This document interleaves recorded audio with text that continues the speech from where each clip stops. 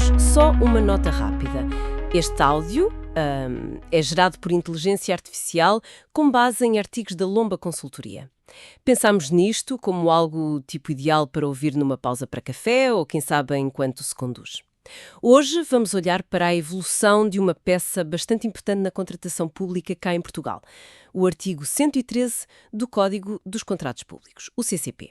A ideia é perceber como é que as alterações a este artigo, ao longo do tempo, foram mais do que simples mudanças na lei. Refletem como o mercado aprende e como a própria lei, bem, tenta educar. Usamos como ponto de partida o artigo 113 do CCP, Evolução Legislativa e Educação do Mercado, mas atenção, é fundamental sublinhar. Esta nossa conversa, esta análise, não substitui o aconselhamento jurídico especializado para situações concretas, ok? Pronto, vamos lá então desempacotar isto. Como é que esta lei foi, digamos, aprendendo com a prática? Podemos começar talvez pela fase inicial, ali entre 2009 e 2017. Nessa altura, o controle dos limites para os ajustes diretos, aquelas contratações mais simples, sem concurso, era feito com base no objeto do contrato. O tipo de serviço, ou bem. E o que é que víamos a acontecer na prática? Bem, havia empresas a alargar o seu objeto social nos estatutos, às vezes para áreas onde não tinham assim tanta experiência. Exatamente. Faziam isso muitas vezes para poderem ser convidadas para mais ajustes diretos, dentro dos limites que a lei permitia na altura, claro. Era uma forma de maximizar oportunidades dentro das regras existentes. Sim. E essa abordagem baseada no objeto, pronto, tinha as suas limitações óbvias. O que é fascinante aqui é a viragem que acontece em 2017. Ah, sim, a mudança de critério. Precisamente. Deixou de se olhar tanto para o objeto do contrato e passou-se a focar na entidade que era convidada. Ou seja, independentemente do tipo de serviço, o limite aplicava-se à empresa como um todo num certo período. E essa mudança foi importante porque o que é que ela trouxe à luz? Bem, ela expôs outra realidade, aquilo a que se chama fragmentação empresarial. Fragmentação empresarial? Pode explicar um bocadinho melhor o que isso quer dizer neste contexto específico? Claro, refere-se à prática que era legal na altura, atenção, de criar várias empresas pequenas, formalmente distintas, mas que na prática podiam estar ligadas. Mesmo controle, sócios em comum, essas coisas. E fazendo isso, era possível, de certa forma, contornar os limites de adjudicação que se aplicariam a uma empresa maior, única. Percebo. E com mudança de critério para a entidade em 2017? Exato. Essa prática tornou-se mais visível. A lei não a proibia diretamente, mas a mudança de foco expô-la. Mostrou que a fragilidade se calhar não estava tanto na atuação dos gestores, mas na própria lei que o permitia. Ok, então a lei percebeu isto e é aqui que fica mesmo interessante, não é? Porque houve nova reação. A revisão de 2021. Introduziram o número 6 ao artigo 113. O que é que este número veio fazer, concretamente? Veio precisamente tentar apertar o cerco a essa fragmentação. Foi uma resposta direta.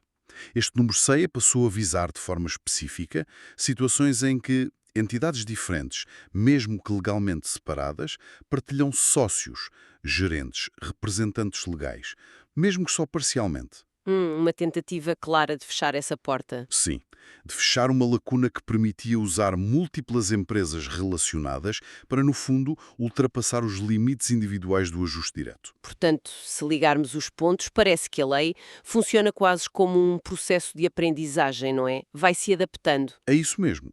Funciona quase como um instrumento formativo. Ajusta-se para corrigir falhas ou para desencorajar comportamentos que possam distorcer a concorrência e a transparência. E isto torna a análise do Tribunal de Contas, no relatório número 5/2024, particularmente interessante. Porquê? O que é que o tribunal disse? O Tribunal analisou procedimentos entre 2015 e 2017, ou seja, antes da criação desse número 6, em 2021, e concluiu que houve violações ao espírito do artigo 113, mesmo na redação que existia na altura. Ah, isso levanta uma questão importante, não levanta?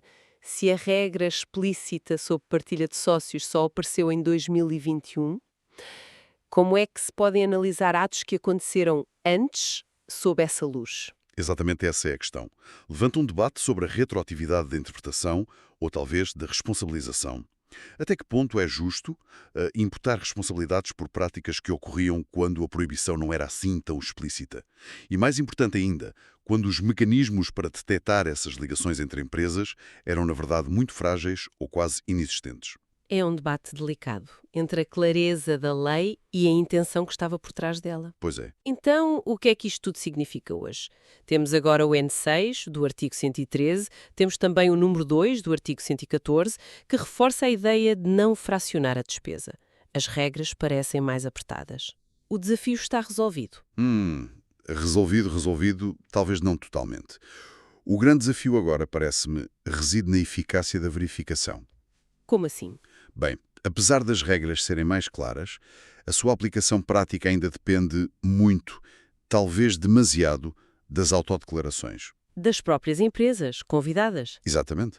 Pergunta-se à empresa, olha, cumpre os requisitos, não tem ligações proibidas com outras entidades que já convidamos, e a entidade declara que sim.